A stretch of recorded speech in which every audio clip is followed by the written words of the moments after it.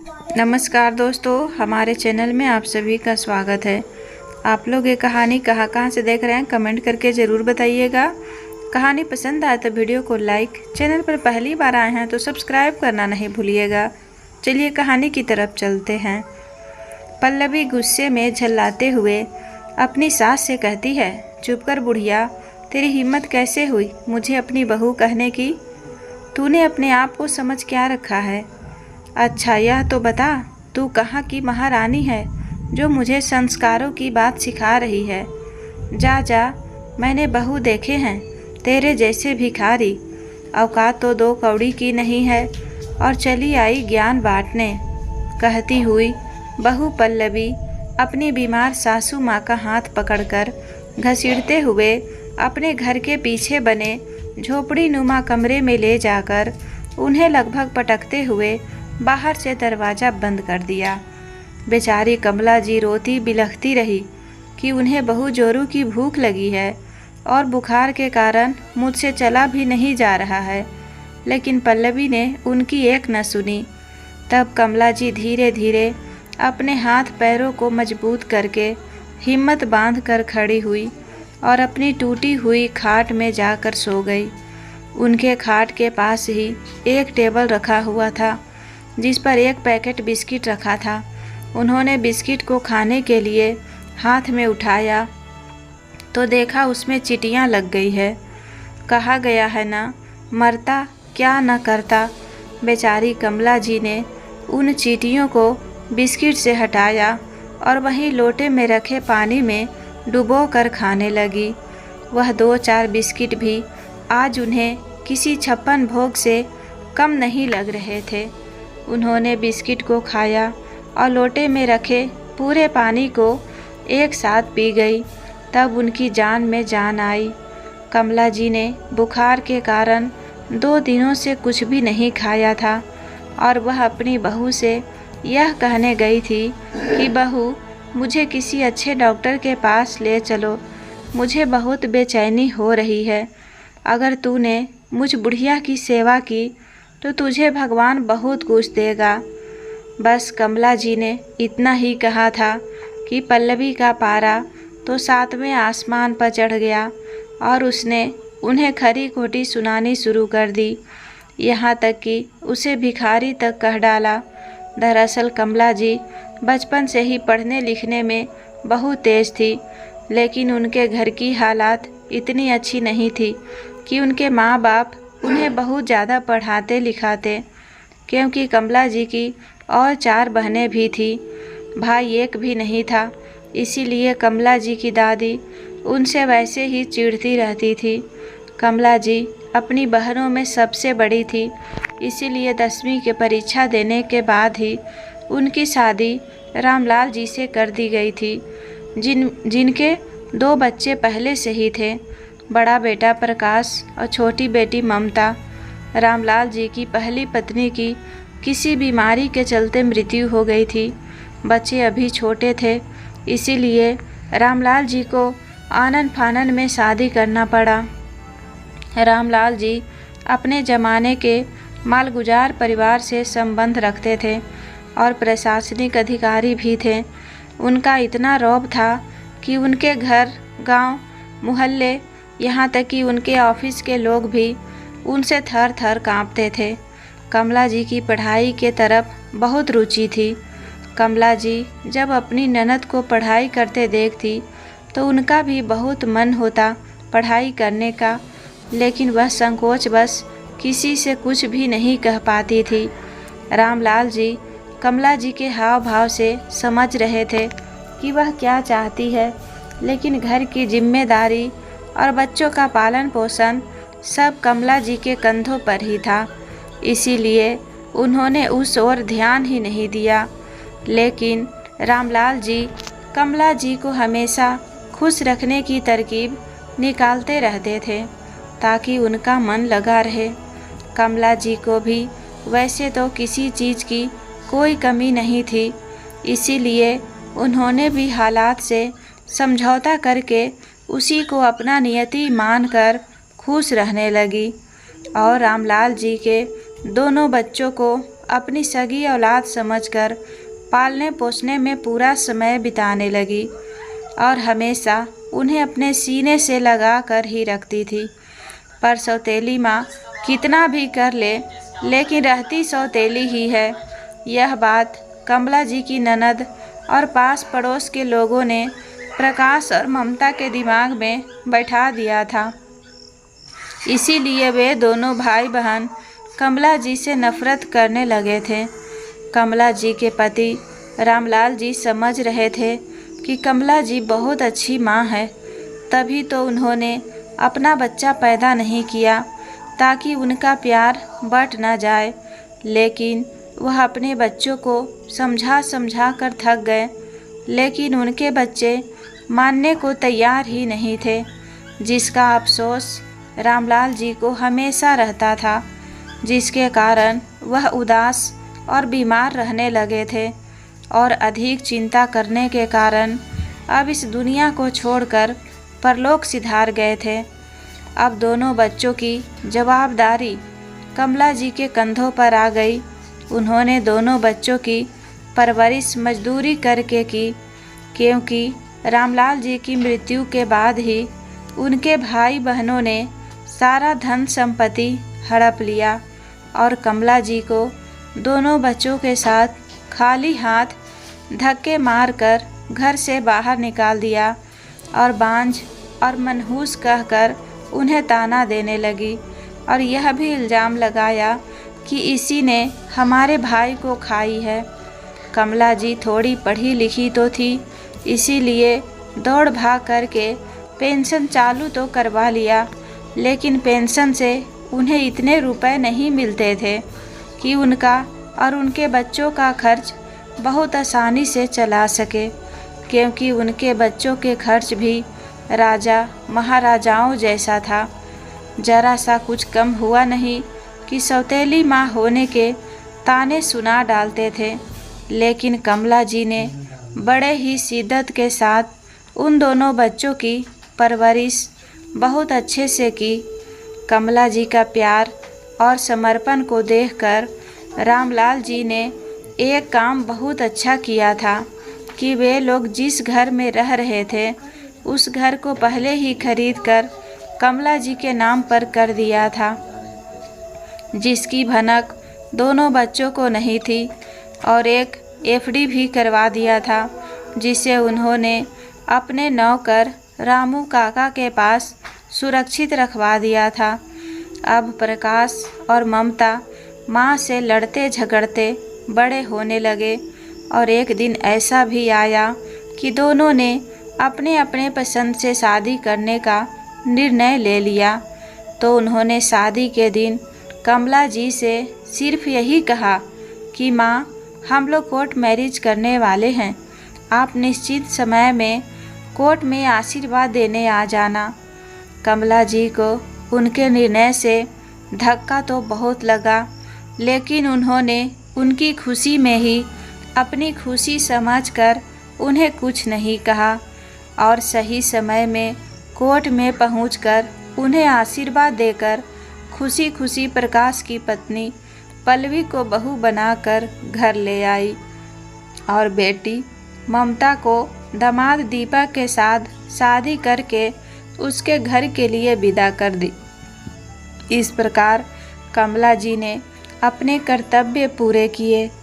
पल्लवी ने जैसे ही ससुराल में कदम रखा, वह समझ गई कि कमला जी का तो कोई नहीं है, प्रकाश की तो सौतेली माँ है। और उससे भी अच्छी बात पल्लवी के लिए यह थी कि प्रकाश कमला जी से चिढ़ता रहता था, वह उनसे कभी सीधे मुंह बात तक नहीं करता था, इसीलिए उसने उसका फ़ायदा उठाना शुरू किया। क्योंकि पल्लवी अमीर बाप की इकलौती संतान और नक चढ़ी लड़की थी, उसे थोड़ी सी भी बात पर बहुत गुस्सा आ जाता था।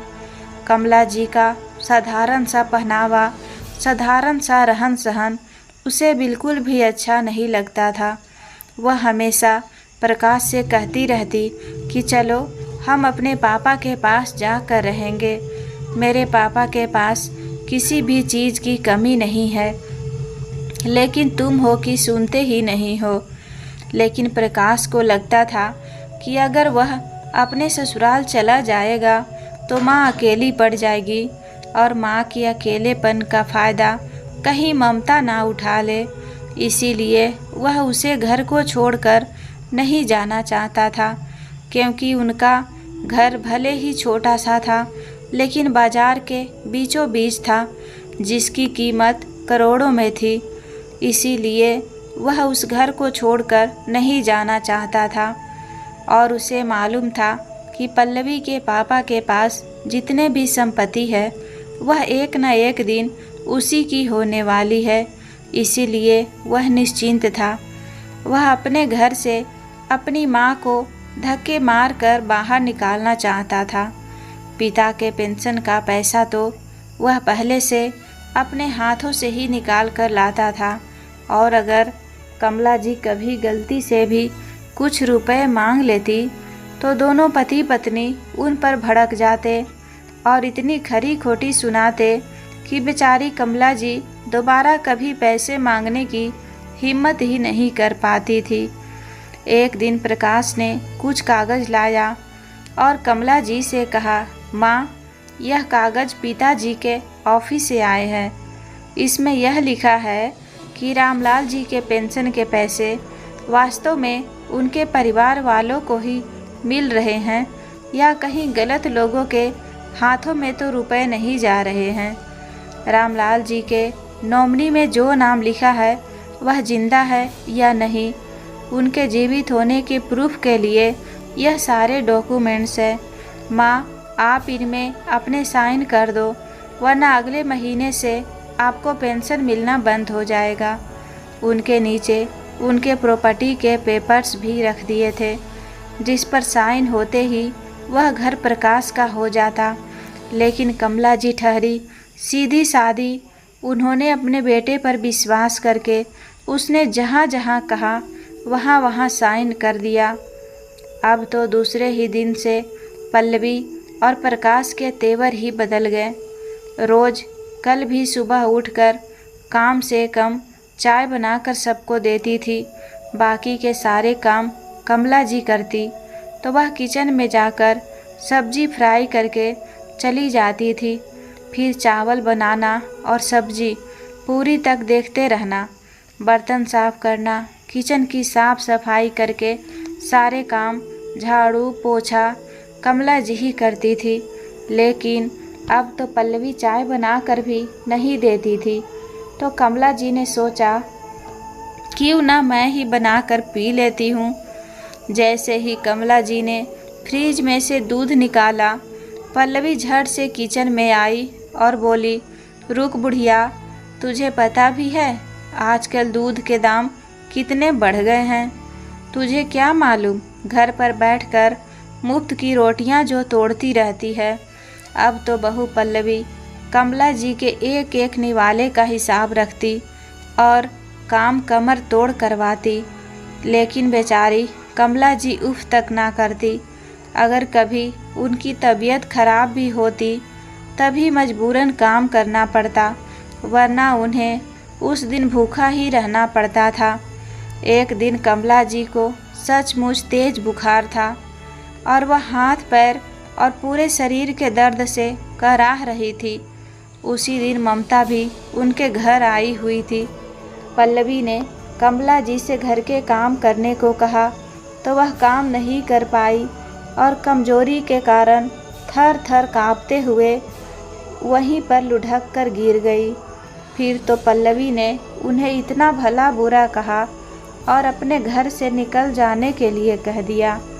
तभी ममता के मन में लालच आया कि क्यों ना माँ को अपने साथ अपने घर ले जाया जाए, ताकि पापा के पेंशन के पैसे भी मिलते रहेंगे और वह घर भी अपने नाम करवा लेगी। उसने अपनी माँ को उठाया और रोती हुई बोली, भाभी, आप क्या कर रही हैं? माँ की हालत देख रही हैं? माँ को कितना बुखार है और आप उनके साथ ऐसा जुल्म कर रही हैं। आपको ऐसा करते हुए शर्म नहीं आती क्या? भगवान ना करे आपका भी एक बेटा है, आपकी बहू भी अगर आपके साथ ऐसे ही करेगी तो आपको कैसा लगेगा। कहकर वह अपनी माँ को उठाकर बड़े प्यार से उनके कमरे में लेकर गई। उनके लिए खाना लाया, उन्हें खाना खिलाया और उनकी कंघी करके साफ सुथरा कपड़े पहनाकर अपने घर को ले गई। कमला जी ममता को ढेरों आशीर्वाद देने लगी। ममता ने कमला जी को डॉक्टर के पास ले गई, वहाँ इलाज करवाया और उनकी खूब सेवा की। कुछ ही दिनों में कमला जी एकदम ठीक हो गई। अब तो कमला जी ममता के घर के सारे काम करने लगी। ममता कुछ न कुछ बहाने बनाकर या तो अपने कमरे में आराम फरमाती या शॉपिंग करने बाजार चली जाती। धीरे धीरे 4 महीने हो गए कमला जी को ममता के घर में रहते हुए, लेकिन बेटा बहू ने एक बार भी उनके बारे में पूछा तक नहीं। एक दिन ममता ने कुछ कागज़ लाए और कहा, माँ, यह कुछ कागज़ पापा के ऑफिस से आए हैं, इन पर आपके साइन चाहिए वरना आपको पेंशन नहीं मिलेगी। यही बात प्रकाश ने भी कही थी तो कमला जी ने कहा, हाँ बेटी, प्रकाश ने भी यही बात कहकर एक बार मुझसे साइन करवाया था, ला मैं साइन कर देती हूँ। ममता माँ की बातें सुनकर हक्की बक्की रह गई। उसे समझ में नहीं आ रहा था कि प्रकाश ने कौन से कागज़ पर साइन करवाए होंगे, लेकिन उसने उस समय कुछ नहीं कहा, चुपचाप साइन करवा लिया। लेकिन जब जांच पड़ताल करवाया तो पता चला कि प्रकाश ने तो सारी संपत्ति अपने नाम कर ली है। ममता को प्रकाश पर बहुत गुस्सा आया। अब तो ममता के तेवर माँ के प्रति बदल गए। अब वह अपनी माँ से चिढ़ने लगी, उन्हें बात बात पर पहले की तरह ताने देने लगी। कमला जी को समझ में नहीं आ रहा था कि उनसे ऐसी कौन सी गलती हो गई जो उनकी बेटी उनसे इतना चिढ़ने लगी। अब तो ममता को अपनी माँ की शक्ल से भी नफ़रत होने लगी थी। अब वह उसे अपने घर में 1 मिनट भी बर्दाश्त नहीं कर पा रही थी। इसीलिए उसने एक दिन कहा, चलो माँ, हम हरिद्वार चलते हैं। तुम्हारी बहुत इच्छा थी ना वहाँ तीर्थ स्थल घूमने की। अब आपकी उम्र भी हो चली है, अब अपनी ज़िंदगी के अंतिम समय में कुछ पुण्य कमा लो। कमला जी ममता की बातें सुनकर बहुत खुश हुई और हरिद्वार जाने के लिए फ़ौरन तैयार हो गई। ममता ने उनका और अपना बैग लिया और निकल पड़ी हरिद्वार की ओर। वहाँ जाकर ममता 2 दिनों तक अपनी माँ को सभी जगह घुमाती रही और तीसरे दिन कमला जी को एक आश्रम में सोई हुई छोड़कर चुपचाप अपना बैग लेकर अपने घर वापस आ गई। जब कमला जी की नींद खुली तो उन्होंने देखा कि ममता उनके पास नहीं है, तो वह इधर उधर ढूंढने लगी। तभी उन्होंने देखा ममता का बैग भी उनके पास नहीं है, तो उन्हें समझते देर ना लगी कि वह उन्हें छोड़कर चली गई है। फिर भी उन्होंने अपनी तसल्ली के लिए अपने आसपास के लोगों से पूछा तो कुछ लोगों ने बताया कि उनकी बेटी तो बहुत पहले ही यहाँ से जा चुकी है।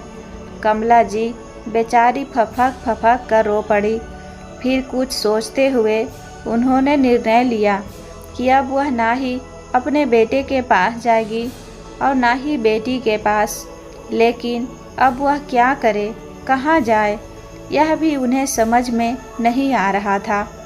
तभी धीरे धीरे अपने आंसू पोंछते हुए आगे बढ़ी तो उन्होंने देखा एक होटल में एक बुजुर्ग सबके प्लेट उठा रहे थे और दौड़ दौड़ कर सबको नाश्ता दे रहे थे। तो उनके मन में भी उत्साह दौड़ गया कि जब यह बुजुर्ग इतना काम कर सकता है तो फिर मैं क्यों नहीं कर सकती। फिर क्या था, वह उस होटल के काउंटर के पास गई और वहाँ जाकर बोली, बेटा, मेरे पास पैसे नहीं है और मुझे जोरों की भूख लग रही है।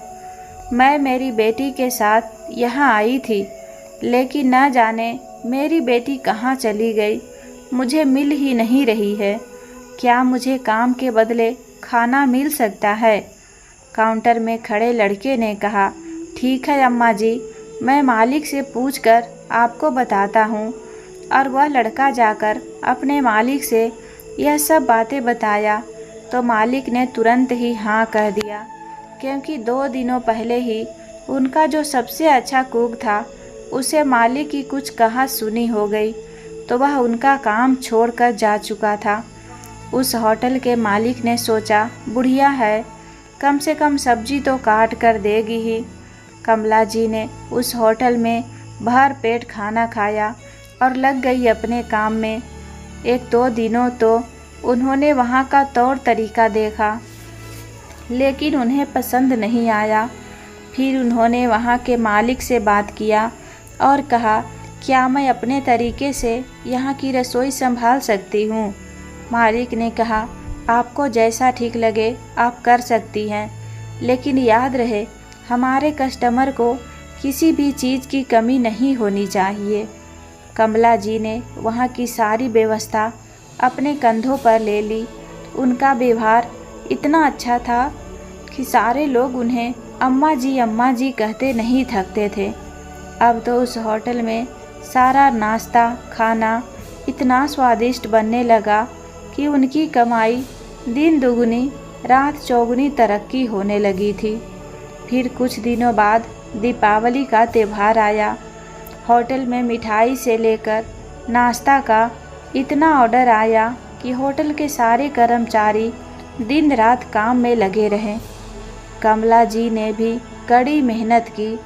जब दीपावली का त्यौहार ख़त्म हो गया तब सभी कर्मचारी अपने अपने घर चले गए, लेकिन वहाँ अकेली रह गई बेचारी अम्मा जी, जो कि काम की अधिकता और अकेलेपन के कारण बीमार पड़ गई।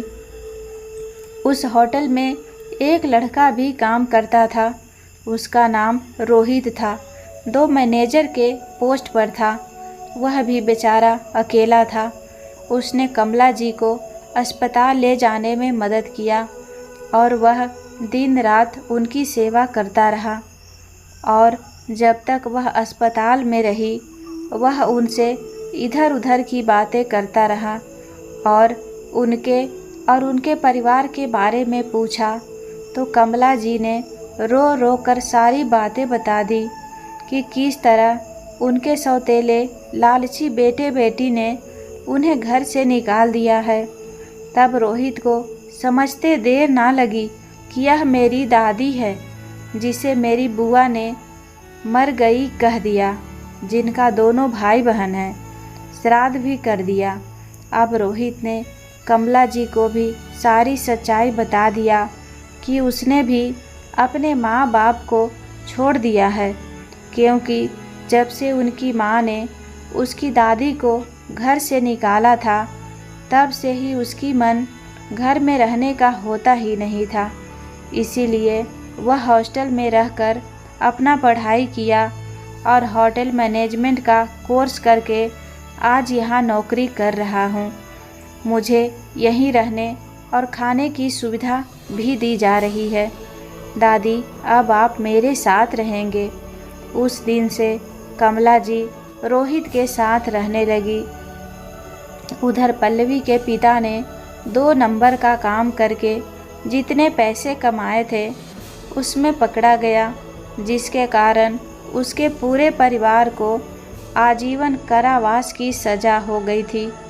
अब पल्लवी को खर्च करने के लिए कहीं से पैसे नहीं मिलते थे, तो उन्होंने यहाँ वहाँ से इतना कर्ज ले लिया कि उनके घर की नीलामी होने वाला था। उसी दिन रोहित कमला जी को लेकर वहाँ गया। जब सभी लोग बोली लगा चुके थे और कुछ लगा भी रहे थे, तब अंत में कमला जी ने बोली लगाया कि वह मकान लगभग 1 करोड़ का था, लेकिन कमला जी ने 2,50,00,000 की बोली लगाई, जिन्हें देखने के लिए सभी की नज़रें पीछे हो गई कि ऐसा कौन सा शख्स है जो इतनी बड़ी बोली लग रहा है। कमला जी ने वहीं तुरंत पैसों से भरा बैग 2,50,00,000 का पटक दिया और कहा, अब से यह घर मेरा हुआ और यह घर अभी के अभी खाली होना चाहिए। प्रकाश और पल्लवी अपनी माँ को महंगी साड़ी और चमचमाती कार में आता देखकर दंग रह गया और इतने पैसे कहाँ से आए, यही सोच सोच कर दंग रह गया। तभी कमला जी ने उन लोगों को बताया उनके पति रामलाल जी ने उनके नाम की एफडी करवाया था, जो कुछ दिनों पहले ही उसकी अवधि पूरी हो गई थी, जिसमें उन्हें पूरे 3 करोड़ रुपए मिले हैं और 50 लाख रुपए आज भी उनके पास है। दोनों बेटे बहू को फिर से लालच आ गया कि वे दोनों कमला जी के पैरों में गिरकर माफ़ी मांगने लगे कि माँ हमें माफ़ कर दीजिए। लेकिन कमला जी ने उनकी एक न सुनी और रोहित से कहा, रोहित, यह लोग कौन हैं? तुम इन्हें पहचानते हो क्या? रोहित बोला, नहीं दादी, मैं भी नहीं पहचानता इन्हें। हाँ तो देर किस बात की है, धक्के मारकर घर से बाहर निकालो इन लोगों को। कहती हुई कमला जी अपने घर के अंदर चली गई और अपने पुराने नौकर रामू काका, जिसने उन्हें वह एफडी का पेपर ला कर दिया था, उसके हाथ में घर की चाबी देकर बोली, काका अब आप इस घर की देखभाल करना। उधर ममता के पति ने भी कुछ ऐसा ही कांड कर दिया था। जुआ खेलकर अपनी सारी संपत्ति हार गया था और किराए के मकान में रह रहे थे। ममता ने जब सुना कि माँ के पास करोड़ों रुपए हैं तो वह भी रोते रोते माँ के पास पहुँची और बोली, माँ मुझे माफ़ कर दो माँ, हमारी तो दुनिया ही उजड़ गई। माँ अब आप ही कुछ कर सकती हो। माँ आपको उस नौकर को इतना बड़ा घर देने की क्या ज़रूरत है, आप हमें इस घर में रहने के लिए दे दीजिए। अब तो आप बहुत पैसे वाली हो गई हैं, प्लीज़ माँ कुछ मदद कर दीजिए।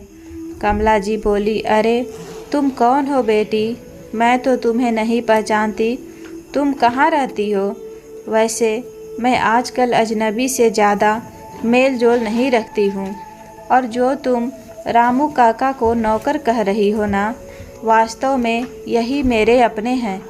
इन्होंने ही मुझे अपना समझा, जिन्हें इतने रुपयों का थोड़ा सा भी लालच नहीं रहा और तुम्हारे पिता द्वारा किए गए एफडी के पेपर्स को मुझे ला कर दिया, वरना मेरा मृत्यु प्रमाण पत्र लगाकर वह खुद इन रुपयों को निकाल सकते थे, लेकिन इन्होंने ऐसा नहीं किया। और सुनो, तुम्हारे पापा वास्तव में इनके ऊपर इतना विश्वास करते थे, इसीलिए मेरे नाम की एफडी करवाकर उनके पास सुरक्षित रखे थे। उन्हें मालूम था कि उनकी नाजायज़ औलाद देखना एक दिन अपनी माँ को ज़रूर धोखा देगी। तो अब तुम ही बताओ, मैं तुम्हारे पिताजी के विश्वास को कैसे तोड़ सकती हूँ? और रही सवाल मेरे रहने का, तो मैं खुश हूँ अपने रोहित के साथ। चलो रोहित, कहकर कमला जी रोहित के साथ उसकी चमचमाती कार में बैठकर चली गई और उनके बेटा और बेटी मुंह लटकाए देखते रह गए। दोस्तों, कहते हैं ना, समय बदलते देर नहीं लगती। बस यही हुआ कमला जी के लालची बेटा और बेटी के साथ भी। इसीलिए कभी भी किसी का दिल नहीं दुखाना चाहिए, वरना उसका परिणाम कितना भयंकर होगा सोच भी नहीं सकते। प्रकृति तो अपना हिसाब लेकर ही रहेगी, इसीलिए अपने कर्म अच्छे रहने चाहिए, बाकी ईश्वर पर छोड़ दो कि आगे क्या होगा।